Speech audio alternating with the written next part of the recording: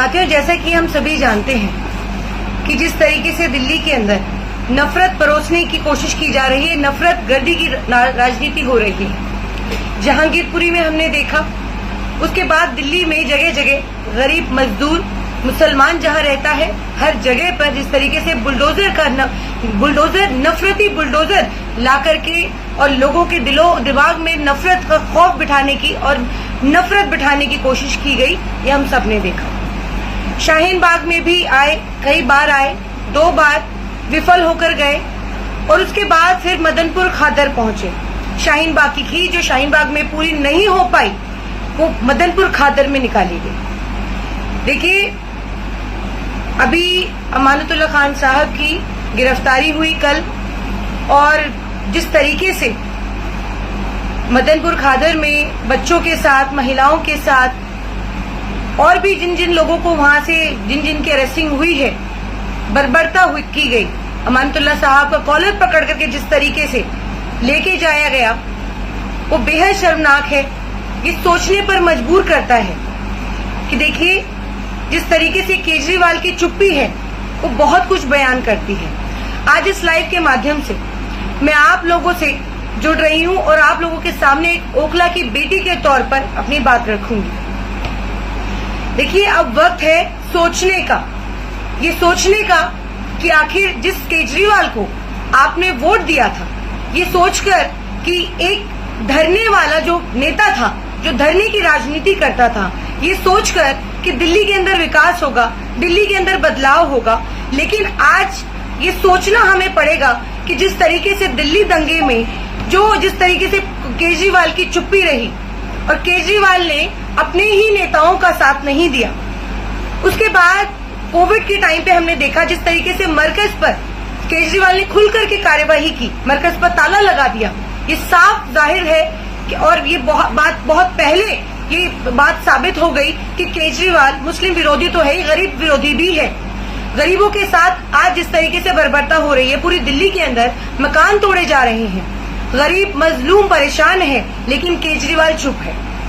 दिल्ली का मुख्यमंत्री जिसको पहुंचना चाहिए था, जिस रेडी पटरी की ये बात करते थे कि झुग्गी झोपड़ी के बदले मकान देंगे, आज ये देखिए कि जिस तरीके से गरीबों के घर टूट रहे हैं, रोजगार टूट रहे हैं, और केजरीवाल चुप है।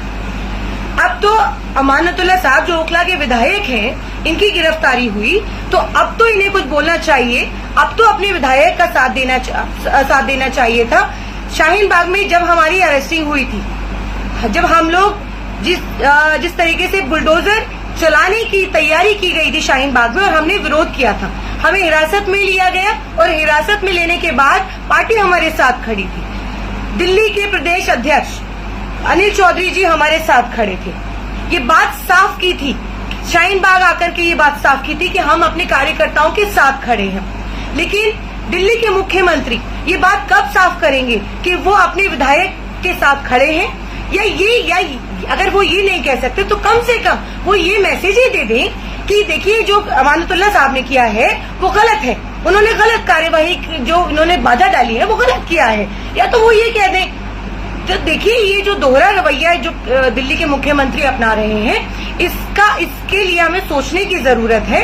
और सबसे बड़ी बात, आज जो हालात है देश के अंदर और केजरीवाल चुप हैं, ये बहुत बड़ा संकेत है कि दिल्ली में दंगे हुए, केजरीवाल साहब चुप रहते हैं। दिल्ली जल रही थी, केजरीवाल साहब चुप थे, दंगे हुए, और जब जिस तरीके से वहां पर स्टोन पेंटिंग हुई, वो केजरीवाल साहब चुप थे और ये कहा कि देखिए एक सख्त कार्यवाही की जाएगी। और सख्त कार्यवाही किस पर होती है हम सब बहुत अच्छे से जानते हैं। जिस तरीके से खास तौर पर एक लिस्ट आई और उसके अंदर जिस तरीके से सिर्फ मुस्लिम नाम आए, तो ये देखिए साफ तौर पर इनकी मानसिकता दिखाता है। और मैं अमानतुल्लाह साहब के लिए कहूंगी कि आज आपको ये बात समझ लेनी चाहिए कि देखिए, जो आजम खान साहब के साथ हुआ, कम से कम वो आपके साथ ना हो। और ये अब सोचने का वक्त है। देखिए, आज आप जिस तरीके से कांग्रेस पार्टी पूरी तरह अपने कार्यकर्ताओं के साथ खड़ी है और जुल्म जिसके साथ भी अगर होगा तो साथ खड़ी है, तो उसी तरीके से केजरीवाल साहब को भी अपने कार्यकर्ताओं, अपने विधायक के साथ खड़ा होना पड़ेगा। और ये बात मैं आप लोगों को साफ कर देना चाहती हूँ कि अब ये इनकी मानसिकता पूरी तरह से साफ कि सिर्फ ये मुस्लिम विरोधी नहीं है, ये गरीबों के साथ भी नहीं खड़े हैं, ये गरीब मजलूमों के साथ भी नहीं खड़े हैं।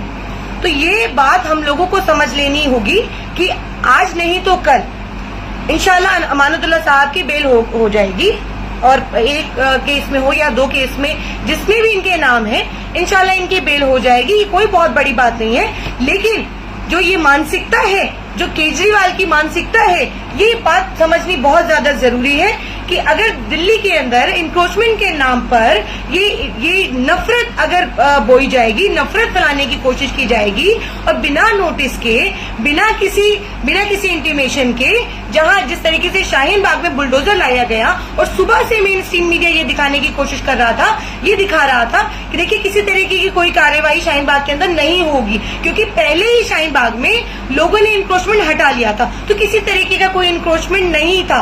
लेकिन उसके बावजूद 10:30 बजे बुलडोजर आता है और ये मेन स्ट्रीम मीडिया ये चलाता है कि देखिए अब शाहीन बाग को रौंदा जाएगा, शाहीन बाग को तबाह बर्बाद कर दिया जाएगा, ताकि जो बीजेपी का कम्युनल वोटर है उसको खुश करने के लिए इस तरीके की जो नफरत का बुलडोजर लाया गया। और एक बात और बता देना चाहती हूँ कि जिस तरीके से सुबह से ये खबर चल रही थी, उसके बाद ये बुलडोजर का आना और अधिकारियों का ना होना, ये बहुत बड़ा संकेत है कि शाहीन बाग में जिस तरीके से जब सड़क पर बहनें बैठी थी और हम लोग सड़क पर थे 103 दिन, वहाँ कपिल मिश्रा जैसे लोग और राम भक्त जैसे लोग बंदूक लहराते हुए आते हैं और यहाँ पर फायरिंग करते हैं। तो ये क्यों ना पूछे, हमारे घर टूट जाएंगे और हम पूछेंगे भी नहीं। हर मेन स्ट्रीम मीडिया ये दिखा रहा है कि देखिए विरोध कर रहे हैं, जो शाहीन बाग के लोग जिस तरीके से विरोध कर रहे थे लगातार, क्यों ना विरोध करेंगे। आप हमारे घर पर बुलडोजर चला देंगे और हम विरोध भी ना करें। तो ये 15 सालों तक बीजेपी एमसीडी के अंदर बीजेपी है, और ये देखिए जिस तरीके से मदनपुर खादर के अंदर कार्यवाही हुई। मैं ये बात पूछना चाहती हूँ कि जो बिल्डिंग वहां पर गिराई गई, आलीशान 6 मंजिला बिल्डिंग थी, वो किसी बिल्डर की थी, जाहिर है। तो वो बिल्डिंग में जो फ्लैट्स हैं वो क्या किसी एक बिल्डर के हैं? तो जाहिर है जब बिल्डिंग बनती है तो लोग अपना आशियाना, सपनों का जो आशियाना है उसको खरीदने के लिए 4 पैसे जोड़ते हैं, अपने बच्चों का पेट काट करके उस बिल्डर को, उस फ्लैट वाले को पैसा देते हैं ताकि उनके सर पे छत आ जाए। आज जो वो फ्लैट, आज वो जो बिल्डिंग गिरी है वो किसी ना किसी की होगी। तो क्या एक दिन के अंदर ये बिल्डिंग तैयार हो गई कि आप एक दिन के अंदर बिल्डिंग खड़ी हो गई 6 मंजिला और आपको पता चला और आप फौरन आ गए उसको गिराने के लिए? तो विरोध है क्या, ये समझना जरूरी है। ये समझना जरूरी है कि विरोध क्या था। जब ये वो 6 मंजिला बिल्डिंग बन रही थी तो उस वक्त आप कहाँ थे? हर फ्लैट का, आज ये बात किसी से छुपी नहीं है कि हर फ्लैट का जब भी कोई लेंटर डलता है तो उस लेंटर के पैसे लेते हैं आप, ये सारे अधिकारी।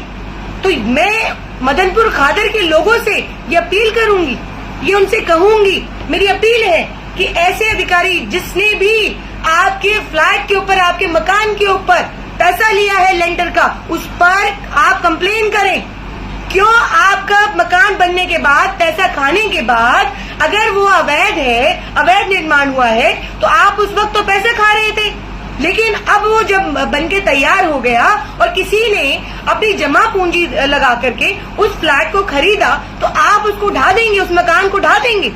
तो विरोध ये है कि किसी गरीब का, जो गरीब आदमी जो 4 पैसे बचा करके अपना सपनों का आशियाना अपने बच्चों के लिए खरीदता है, तो उसको आप क्यों बनने देते हैं? आप मत बनने दीजिए ना पहले ही। क्यों उसे पैसा खाते हैं, क्यों गाय करते हैं? विरोध ये है। तो जब 15 सालों से हमारा विरोध यही था।